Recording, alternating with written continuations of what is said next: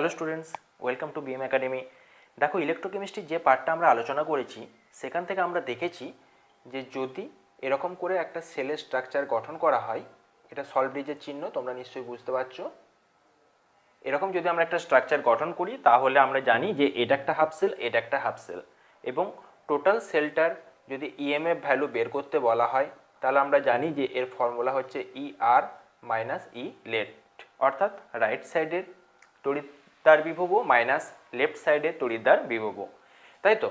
এখন যদি এটা ই নট সেল হয় তাহলে আমাদের এটা হয়ে যাবে E naught R minus E naught L, অর্থাৎ স্ট্যান্ডার্ড কন্ডিশনে আমাদের এই ভ্যালুগুলো বেরোবে।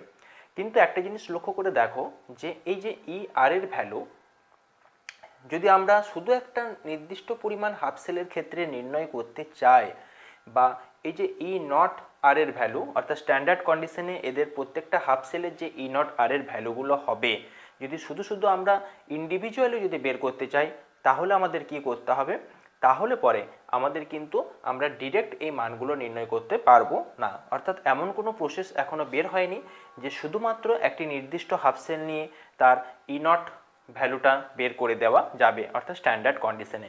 তাই সব ক্ষেত্রেই কি হয়, যদি আমরা এর মানগুলো যদি বের করতে চাই, ই নট ভ্যালু অর্থাৎ স্ট্যান্ডার্ড রিডাকশন পোটেনশিয়ালের ভ্যালু যদি আমরা বের করতে চাই তাহলে কোনো একটি বিশেষ অন্য ইলেকট্রোডের সাহায্যে আমাদের মানগুলো বের করতে হবে।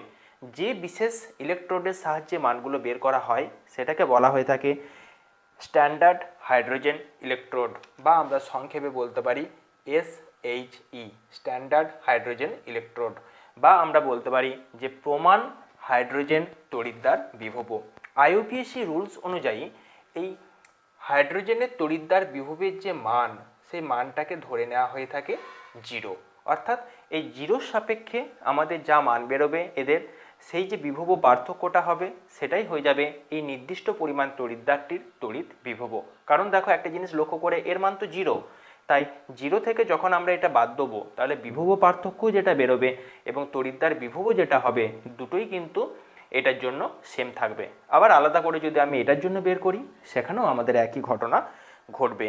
তাই প্রথমেই আমরা দেখে নেবো আজকে যে এই স্ট্যান্ডার্ড হাইড্রোজেন ইলেকট্রোড এটা একটা অত্যন্ত গুরুত্বপূর্ণ ইলেকট্রোড, যার মাধ্যমে আমরা একটা নির্দিষ্ট হাফ সেলের ক্ষেত্রে আমরা তার প্রমাণ তড়িৎদ্বার বিভবের মান কিন্তু বের করতে পারবো।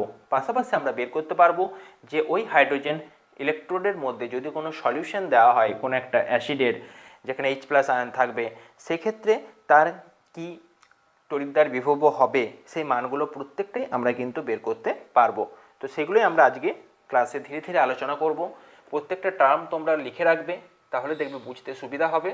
খাতা পেন নিয়ে বসো এবং প্রত্যেকটা জিনিস বুঝে বুঝে যাও, পাশাপাশি জিনিসগুলো একটু করে লিখে যাও। তো প্রথমেই আমাদের আজকে যেটা হেডিং হবে সেটা হচ্ছে প্রমাণ হাইড্রোজেন তড়িৎদ্বার বিভব। তো প্রথমেই আমরা লিখব যে প্রমাণ হাইড্রোজেন তড়িৎদ্বার বিভব যেটা কি, এটা হচ্ছে এক ধরনের রেফারেন্স ইলেকট্রোড বা রেফারেন্স তড়িৎদ্বার, যার রেফারেন্সে কোনো একটা নির্দিষ্ট হাফ সেলের তড়িৎদ্বার বিভব নির্ণয় করা যায়। এটা কারা নির্ণয় করে দিয়েছে? এটাকে রেফারেন্স IUPAC। ক্লিয়ার? বেশ, এর তড়িৎদ্বার বিভবের মান হয় সর্বদা 0 বা 0 ধরে নেওয়া হয়। তাহলে এই প্রমাণ হাইড্রোজেন তড়িৎদ্বার বিভব এর বিভব মান 0 ধরে নেওয়া হয়। ঠিক আছে? এই তড়িৎদ্বার বিভবটা কখনো জারণ তড়িৎদ্বার বা জারক তড়িৎদ্বার এবং কখনো বিজারক তড়িৎদ্বার হিসাবেও ব্যবহৃত হতে পারে। তাহলে আমরা এখানে লিখব যে এটি জারণ তড়িৎদ্বার এবং বিজারণ তড়িৎদ্বার উভয় রূপে ব্যবহৃত হতে পারে। কারণ একটা জিনিস লক্ষ্য করে দেখো, এর মান তো 0, তাই কখনো কখনো এটাকে আমরা জারণ তড়িৎদ্বার রূপে ব্যবহার করব, কখনো কখনো বিজারণ তড়িৎদ্বার রূপেও ব্যবহার করতে পারবো। সেগুলো সম্পর্কে আমরা আরও ডিটেলসে জানবো। তো নেক্সট যে 4 নম্বর পয়েন্ট সেটা হচ্ছে কি, এটা হচ্ছে হাইড্রোজেন গ্যাস এবং H+ আয়ন এর সমন্বয়ে গঠিত তড়িৎদ্বার। তাহলে গ্যাস এবং আয়ন এর সমন্বয়ে গঠিত তড়িৎদ্বার, অর্থাৎ এই তড়িৎদ্বারে যে অ্যাকচুয়াল বিক্রিয়াটা হবে সেটা কি হবে, হাইড্রোজেন থেকে আমাদের তৈরি হবে H+। এবারে এটাকে যদি আমরা ব্যালেন্স করতে চাই আমরা লিখব H2, এখান থেকে আসবে 2H+ বা ভাইস ভার্সা। আমরা যদি এটাকে হাফ H2 করি তাহলে আমাদের যে ব্যালেন্সটা দাঁড়াবে বা ইকুয়েশনটা দাঁড়াবে সেটা হচ্ছে H+। তো এই হচ্ছে প্রমাণ হাইড্রোজেন তড়িৎদ্বারের বিভবের মেন কনসেপ্ট, যার মাধ্যমে আমরা যে কোনো তড়িৎদ্বারের বিভবও নির্ণয় করতে পারবো। তো এবার আমরা একটু দেখে নিই যে এর ঠিক গঠনটা কীরকম হয়, বা প্রমাণ হাইড্রোজেন তড়িৎদ্বার বিভবও ঠিক দেখতে কীরকম হয় বা এর ফাংশনটা কীরকম হয় সেটা আমরা একটু দেখে নেওয়ার চেষ্টা করব। মনে করো একটা ভেসেল নিলাম,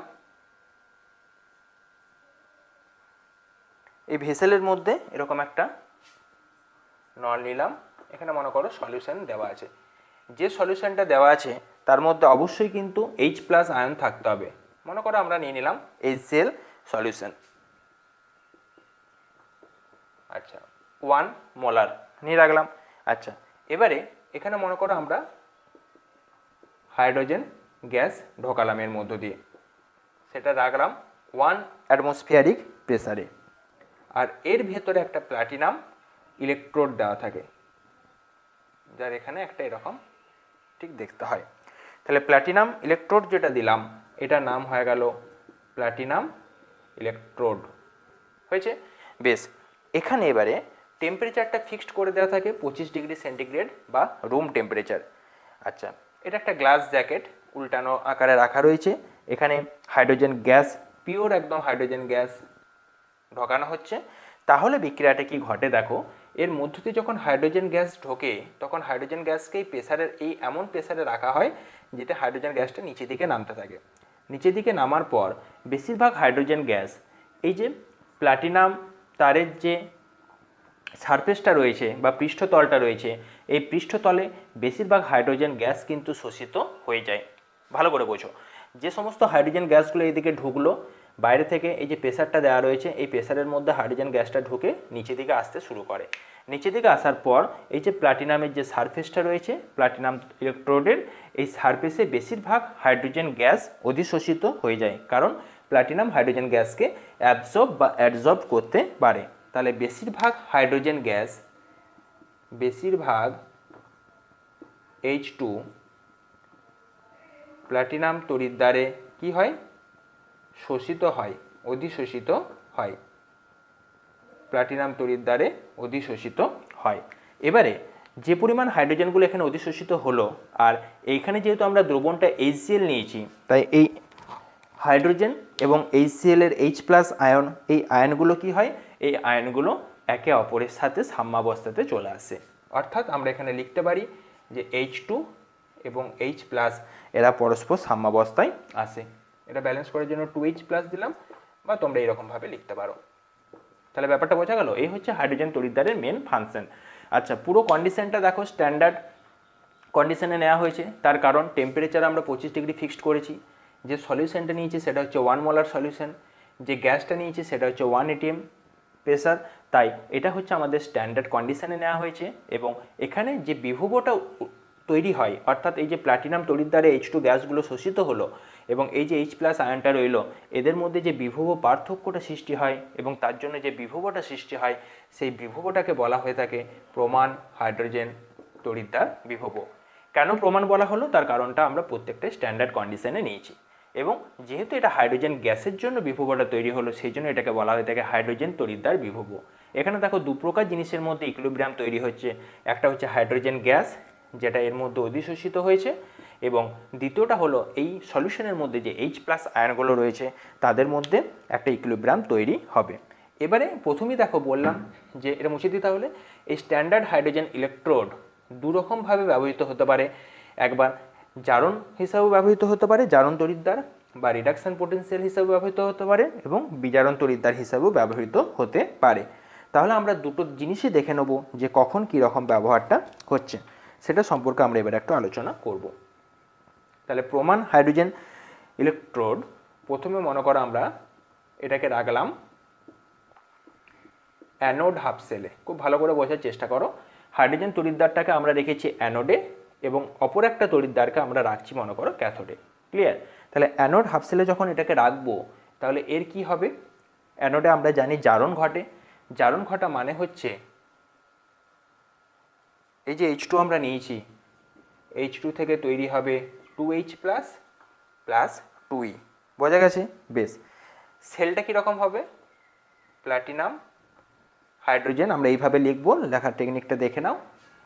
এখান থেকে তৈরি হচ্ছে H প্লাস, তাহলে বাঁ দিকে থাকছে H2, ডান দিকে থাকছে H প্লাস। H প্লাসটা সলিউশনের মধ্যে থাকছে, সেই জন্য আমরা এটাকে লিখে ফেললাম অ্যাকোয়াস। হয়েছে? বেশ। এটা কি থাকবে? এটা যে কোনো একটা প্রেসার থাকবে, আমরা ধরে নিচ্ছি PATM, আর এটাকে আমরা ধরে নিচ্ছি X মোলার। তো এই হচ্ছে এটা রিপ্রেজেন্ট করা সিস্টেম। আমরা সহজেই বুঝে যাব যে এটা তার মানে হচ্ছে অ্যানোড হাফ সেলের কথা বলা হয়েছে। এর ভ্যালুটা কি হবে? E0 H2 slash H plus, এটাকে আমরা 2H প্লাস লিখবো, বা তোমরা এটা লিখতে পারো হাফ H2, এখানে শুধু H প্লাস, যেটাও লিখলেই হবে। তো স্ট্যান্ডার্ড কন্ডিশনে এর মানটা হয়ে যাবে কত? 0। অর্থাৎ স্ট্যান্ডার্ড রিডাকশন পোটেনশিয়ালের যে ভ্যালু, সেটা আমাদের মানটা বেরোবে 0। সরি, স্ট্যান্ডার্ড রিডাকশন না, স্ট্যান্ডার্ড অক্সিডেশন। এখানে স্ট্যান্ডার্ড অক্সিডেশন পোটেনশিয়াল। কেন অক্সিডেশন পোটেনশিয়াল হলো? দেখো এখানে জারণ ঘটেছে, তাই তো? তাহলে এর প্রমাণ জারণ বিভব, বাংলাতে বলতে গেলে প্রমাণ জারণ বিভব হয়ে গেল কত? 0। যখন আমরা হাইড্রোজেন তড়িৎদ্বার বিভবটাকে কোথায় রাখবো? অ্যানোড হাফ সেলে রাখবো। এবারে এই একই জিনিসকে আমরা নিয়ে যাচ্ছি ক্যাথোডে। তাহলে 2 নম্বরে আমরা এদিকে লিখব ক্যাথোড হাফ সেল। অর্থাৎ ক্যাথোডে যখন আমরা এই জিনিসটাকে রাখবো, তখন এখানে যেমন জারণ ঘটেছে, ওখানে কি ঘটবে? বিজারণ ঘটবে। তাহলে যদি বিজারণ ঘটে, তাহলে আমাদের রিঅ্যাকশনটা কি হবে? পুরোপুরিভাবে উল্টে যাবে। অর্থাৎ এখানে আমরা লিখতে পারবো 2H প্লাস প্লাস 2E, এখান থেকে হচ্ছে H2। হয়েছে? বেশ।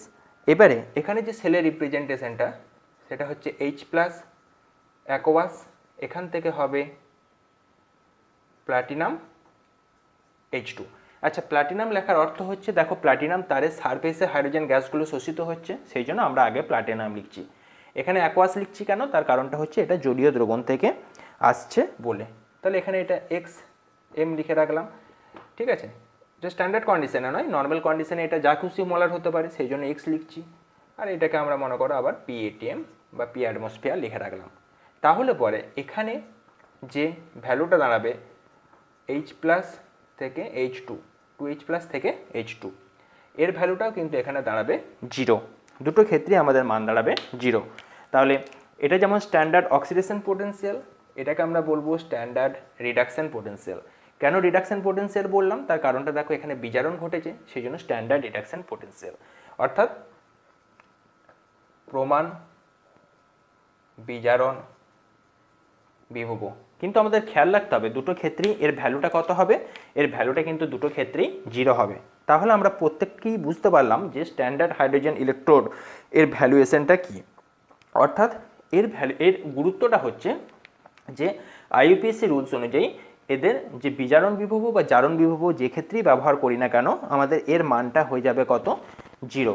ঠিক আছে? এবং এর সাপেক্ষে আমরা কোনো একটা তড়িৎদ্বারের বিভবের মান বের করতে পারবো, কারণ কোনো হাফ সেলকে ডাইরেক্ট আমরা তার মানে শুধুমাত্র ডাইরেক্ট সেটাকে ক্যাথোড বা অ্যানোড হাফ সেলে রেখে পরে সেটাকে কিন্তু আমরা তার মান বের করতে পারবো না বা বিভবের মান নির্ণয় করতে পারবো না।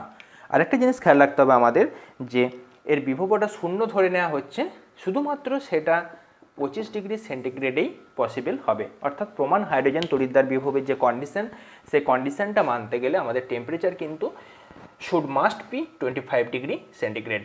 এর কম বা বেশি হলে কিন্তু বিভবের মানটা তখন আর স্ট্যান্ডার্ড বিভব ধরা হবে না। হয়েছে? বেশ। এবার আমরা একটা এক্সাম্পল দেখে নেবো, যে এক্সাম্পলের থ্রু দিয়ে আমরা জিনিসটাকে একটু বোঝার চেষ্টা করব। ধরো আমাদের দেওয়া আছে, যা কিছু এক্সাম্পল দেওয়া থাকতে পারে, মনে করো দেওয়া আছে জিঙ্ক Zn থেকে Zn2 প্লাস 2e। এখন আমাদের কোশ্চেন পড়েছে যে এর বিভব প্রভেদের যে মান হবে বা বিভবের যে মান হবে, এর স্ট্যান্ডার্ড যে রিডাকশন পোটেনশিয়াল তার মানটা কত, এটা মনে করো আমাদের বের করতে দিয়েছে। ঠিক আছে, স্ট্যান্ডার্ড রিডাকশন পোটেনশিয়ালের ভ্যালু।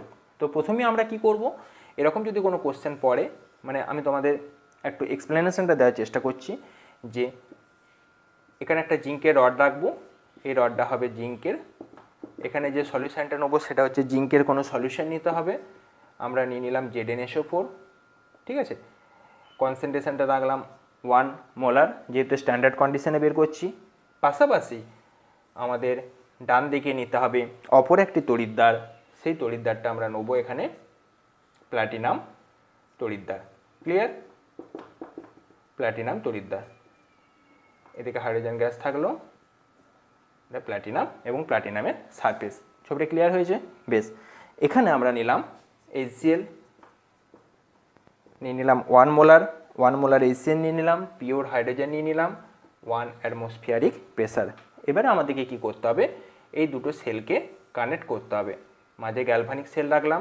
আচ্ছা, সেলটাকে যদি কানেক্ট না করি তাহলে কিন্তু কোনোভাবেই আমরা এখান থেকে বিভব মান বের করতে পারবো না, এবং কোনোভাবেই এখান থেকে আমরা কারেন্ট ফ্লো করাতে পারবো না। কারণ শুধুমাত্র একটা হাফ সেলের মধ্যে কিভাবে বিভবের পার্থক্যটা সৃষ্টি হবে, হবে না। সেই জন্য এখানে আমাদের কিন্তু এইভাবে ফ্লোটা ঘটাতে হবে।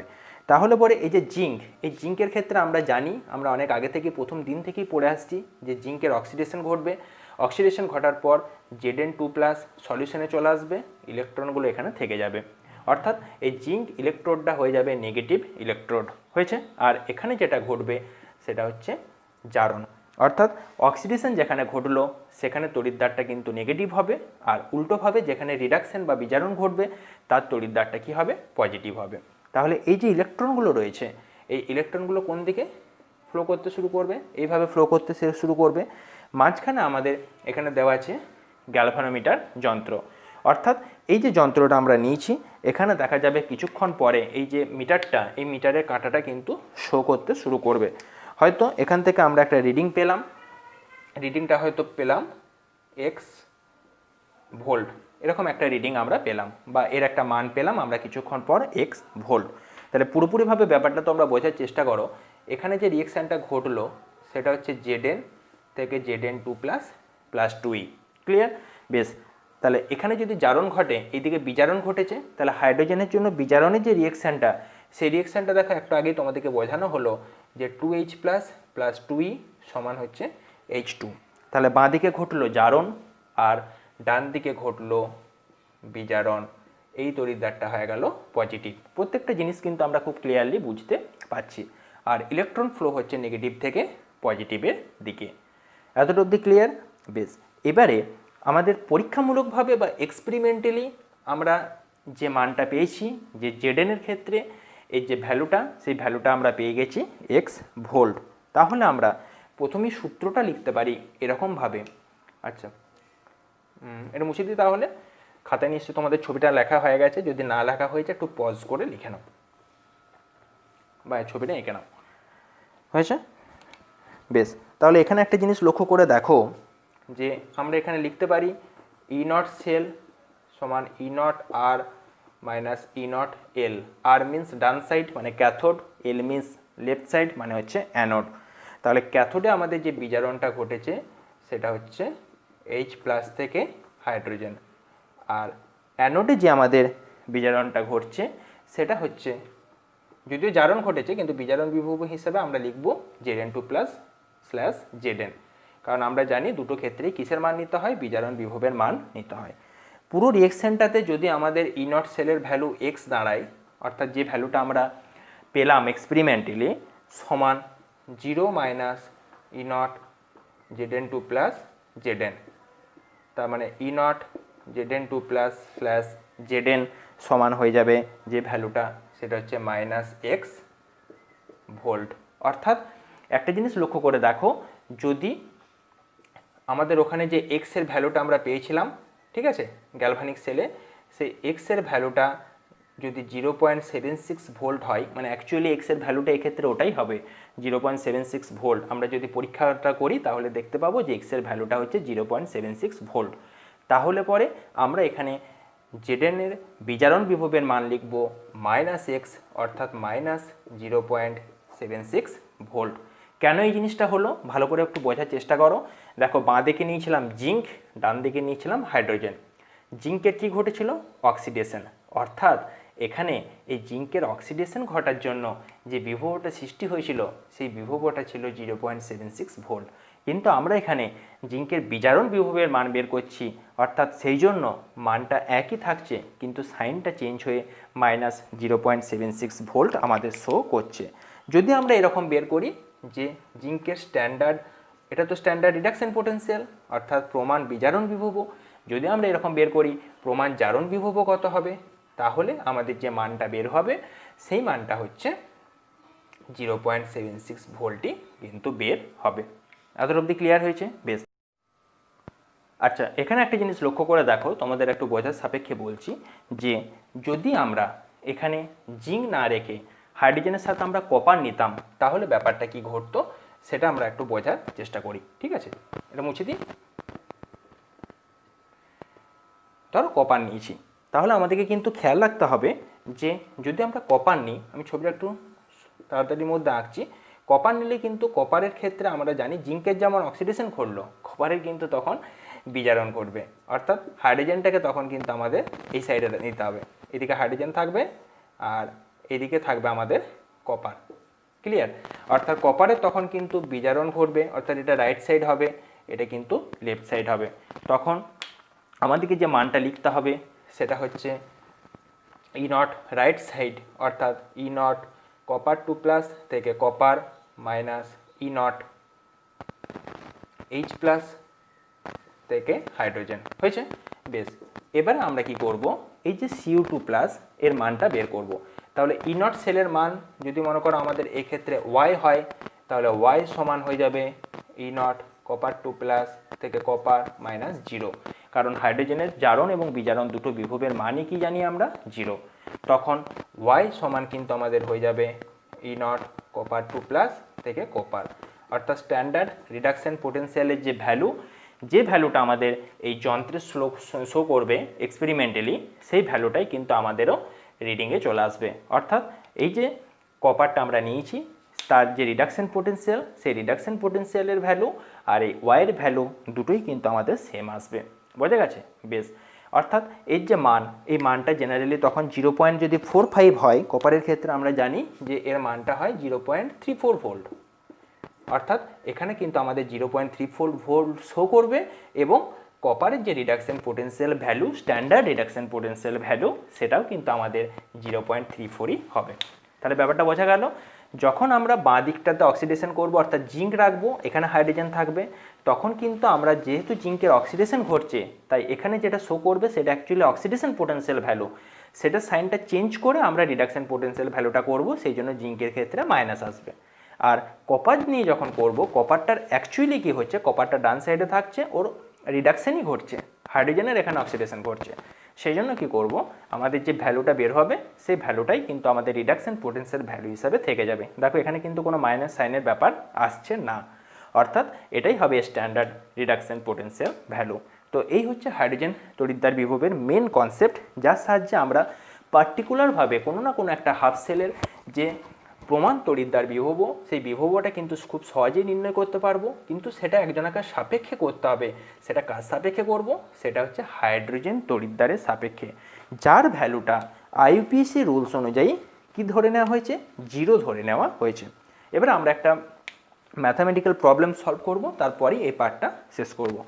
তাহলে ধরো এরকম একটা কোশ্চেন দিয়েছে যে 25 ডিগ্রি সেন্টিগ্রেড উষ্ণতায়, তার মানে বুঝে নিলে তোমরা স্ট্যান্ডার্ড কন্ডিশনের কথা বলা হয়েছে, H2SO4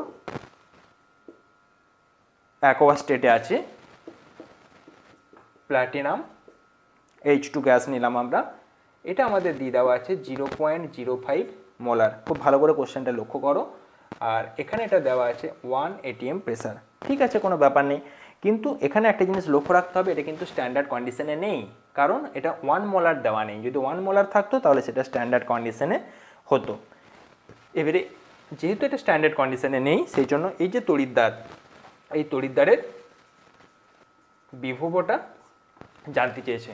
প্রমাণ তড়িৎদ্বার বিভব কিন্তু নয়, শুধু তড়িৎদ্বার বিভবের মান এখানে জিজ্ঞাসা করেছে। তাহলে আমাদের প্রথম যে কাজটা হবে সলিউশনটা করার সময় এর রিয়েকশানটা লিখে নিতে হবে, অর্থাৎ সেল রিপ্রেজেন্টেশনটা দেখে নিতে হবে। দেখো অ্যাকচুয়ালি এখানে H2SO4 মানে কি আয়ন আছে, এখানে বলো H+ আয়ন আছে। তাহলে আমাদের দরকার কিন্তু H+ আয়নটা, কারণ প্রথমেই যখন দেখো হাইড্রোজেনের বিভবে, তড়িৎদ্বার বিভবের আমরা যখন কনস্ট্রাকশন দেখালাম, তখন কিন্তু সেখানে হাইড্রোজেনের সাথে H+-এর একটা ইকুইলিব্রিয়াম আমরা চেষ্টা করেছিলাম।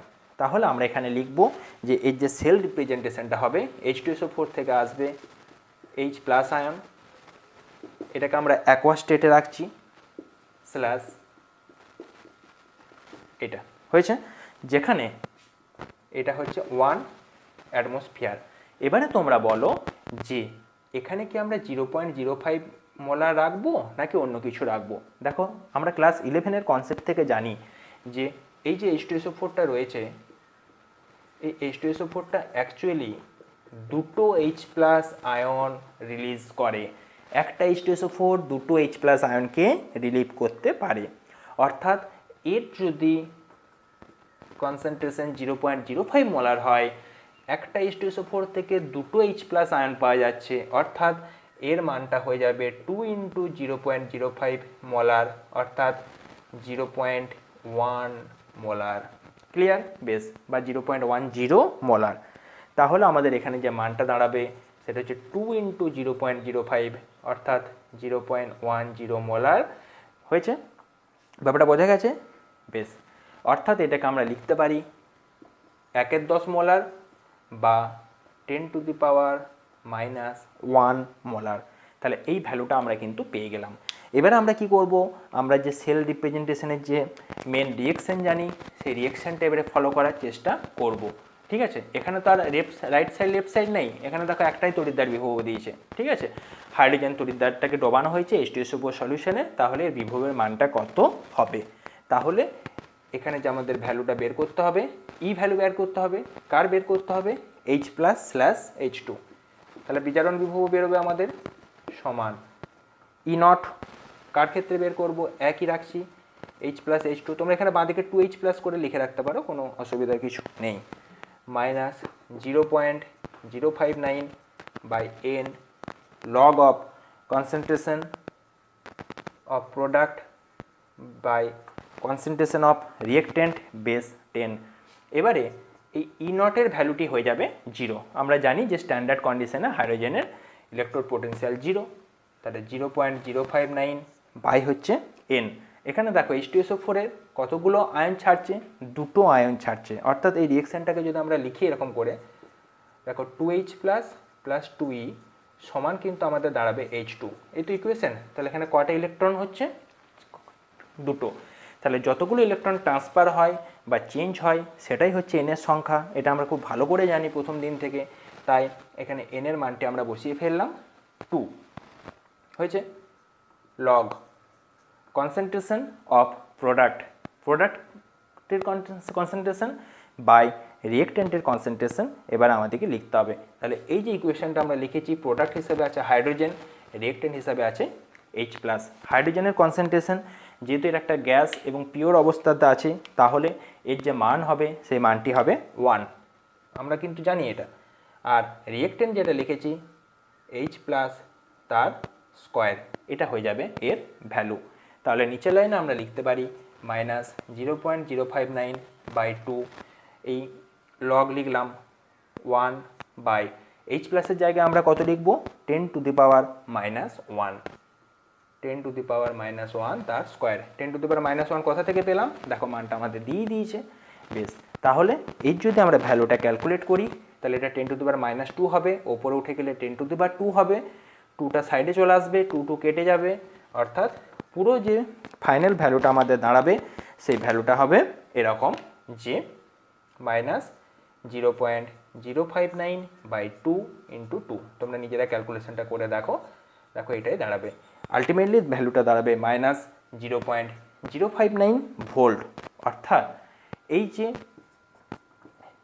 H প্লাস থেকে H2 অর্থাৎ এই যে রিডাকশন পোটেনশিয়াল ভ্যালু, ঠিক আছে, এই রিডাকশন পোটেনশিয়াল বা তড়িৎদ্বার বিজারণ তড়িৎদ্বার বিভবের যে মান, সেই মানটা আমাদের দাঁড়াবে এক্ষেত্রে -0.059 ভোল্ট। তাহলে আমরা এখান থেকে যে জিনিসগুলো শিখলাম আজকের ভিডিও থেকে, সেটা হচ্ছে প্রমাণ হাইড্রোজেন তড়িৎদ্বার বিভব কী, কেন এটা ব্যবহার করা হয় কোনো একটা হাফ সেলের জন্য, কারণ কোনো একটা হাফ সেলের ডাইরেক্ট বিভব আমরা নির্ণয় করতে পারি না, তাই এর প্রয়োগ রয়েছে। আর দ্বিতীয়ত যে জিনিসটা আমরা বা যে ক্যালকুলেশনটা শিখলাম, যদি আমাদের এই ধরনের কোনো একটা কন্ডিশন দেয় যে H প্লাসের বিজারণ বিভব বের করতে বললো বা হাইড্রোজেন তড়িৎদ্বার বিভবটাকে বের করতে বললো, কখন, যখন এর মধ্যে যে সলিউশনটা থাকবে তার কনসেন্ট্রেশনটা 1 মোলার না হয়ে অন্য কিছু একটা মোলার হলো, তখন সেক্ষেত্রে আমাদের যে ভ্যালুটা বের করতে হবে, কিভাবে বের করব তার পুরো প্রসিডিওর আমরা কিন্তু দেখলাম। হয়েছে? এখানে দেখো আরেকটা জিনিস, হাইড্রোজেনের যে প্রেসার এটা 1 atm দেওয়া আছে, অর্থাৎ সেই জন্য এখানে 1 বসানো হয়েছে। ঠিক আছে, তোমরা এইভাবেও জিনিসটাকে ভাবতে পারো। আচ্ছা, তাহলে এই একটা টার্ম শিখলাম। আর দ্বিতীয় ধরনের অঙ্ক যদি আমাদের দেয় যে কোনো একটা নির্দিষ্ট হাফ সেল দিয়ে দিল কোনো একটা মেটাল রডের, যেমন সেটা জিঙ্ক হতে পারে বা কপার হতে পারে, তাহলে সেক্ষেত্রে গ্যালভানোমিটার যন্ত্রে তো জিনিসটা শো করবেই, তার ভ্যালুটা তো শো করবেই, কিন্তু কিভাবে জিনিসটা শো করছে বা সেখান থেকে আমাদের যে এক্সপ্লেনেশনটা আসছে সেই এক্সপ্লেনেশনটা আমরা একটু বুঝলাম। তো নেক্সট ভিডিওতে আমরা যেটা আলোচনা করব সেটা হচ্ছে তড়িৎ রাসায়নিক শ্রেণী, অর্থাৎ কিভাবে তড়িৎ রাসায়নিক শ্রেণীতে ধাতুগুলো অবস্থান করে এবং তাদের বিজারণ বিভব এবং জারণ বিভবের যে ভ্যালু বা সেই ভ্যালুগুলোর উপর কীভাবে বিজারণ বা জারণ নির্ভর করে, সেটা আমরা পরের ভিডিও আলোচনা করব। ওকে, থ্যাংক ইউ।